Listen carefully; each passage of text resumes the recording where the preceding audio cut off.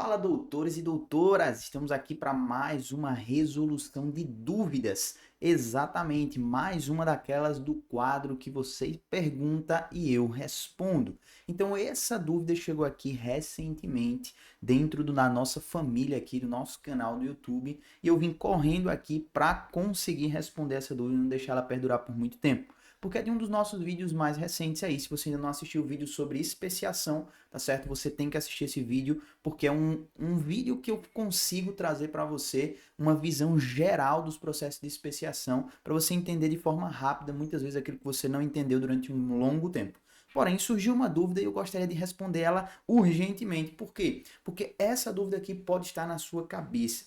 Geralmente, quando a gente fala sobre os tipos de especiação, nós comentamos ou estudamos geralmente os dois principais, ou os dois mais conhecidos, que são a especiação alopátrica, que é aquela que está relacionada com uma barreira geográfica, ok?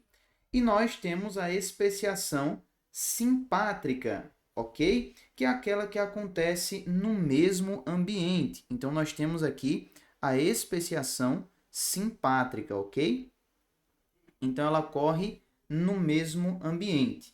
Então, as espécies acabam, no caso, as populações, as subpopulações acabam sofrendo um processo de parada do fluxo gênico e por algum motivo elas não se reproduzem mais e aí elas começam a adquirir diferenças que só vão confirmando e intensificando esse isolamento reprodutivo, mas tudo isso acontece no mesmo ambiente. Então vamos lá, trocando em miúdos aqui, ó, a gente tem aqui duas subpopulações separadas por um isolamento geográfico, tá? E neste caso aqui a gente tem duas subpopulações que acabam se isolando dentro de um mesmo ambiente, tá? Então seria basicamente esses dois. Porém, nós temos alguns outros tipos de especiação que elas são um pouco mais detalhadas, digamos assim. Elas têm sutis diferenças dentro do processo de alopatria ou de simpatria, que seria o quê?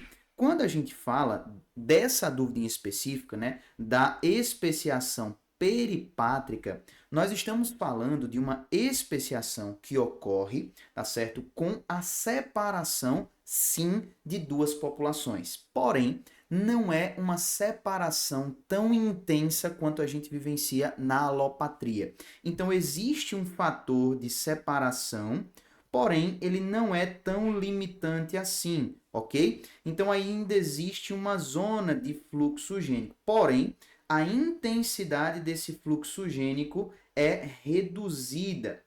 Aliado a isso, a gente também tem uma situação.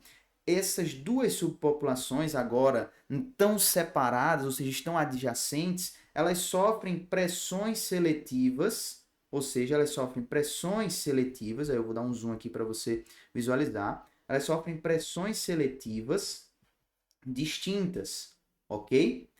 Distintas. Meu cérebro pensou mais rápido do que eu consegui escrever. Mas quem sabe faz ao vivo, né? Então, pressões distintas, e significa dizer também que os hábitats são diferentes, ok? São diferentes. Tanto é que essas regiões elas são adjacentes, elas não são contínuas, tá? Então, dentro dessa conjuntura, existe uma separação geográfica, porém, ela não é tão intensa quanto na alopatria. Então, eu não posso dizer que a especiação peripátrica é uma especiação alopátrica, tá? São coisas diferentes. Nós temos aqui um conjunto adjacente. Então, eles estão separados espacialmente. Veja que também é diferente da simpatria, né? Da especiação simpátrica. E que ainda existe a possibilidade de fluxo gênico entre elas. Mas, por conta desse fator limitante, a gente tem aí um fluxo gênico entre eles reduzido. Por vivenciarem aí pressões seletivas distintas, então é comum que ao longo do tempo essas diferenças, né, por conta da seleção natural desses dois ambientes, leve essas espécies a um isolamento reprodutivo, que foi originado aí por uma zona de transição com baixo fluxo gênico em zonas adjacentes que estão ali espacialmente separadas, tranquilo? Então, neste sentido, nós temos uma especiação peripátrica. Ela tem um fundamento muito parecido com o efeito fundador. Parecido, mas eu não posso dizer que a especiação peripátrica é um efeito fundador. Por quê? Porque o efeito fundador, ela está mais relacionada com um exemplo de alopatria. Ou seja, o efeito fundador é, eu tenho uma população e aí um subgrupo dessa população vai colonizar um outro ambiente, tá certo? Que está distante. Então, existe uma separação geográfica mais intensa, mais significativa dentro desse efeito fundador. E com relação a isso, o que é que acontece? A gente vai ter uma alopatria praticando, né? Então, aquele grupo foi colonizar, é uma barreira geográfica, é um distanciamento, não tem fluxo gênico entre elas. Ao longo do tempo, as diferenças vão se acumular por seleção natural e vão acabar, consequentemente, gerando duas espécies distintas, porque existe entre elas um isolamento reprodutivo. Então, perceba que existe um fundamento do efeito fundador anexado à peripatria, ou seja, ao tipo de especiação peripátrica, porém, ela não é um exemplo de efeito fundador, tá?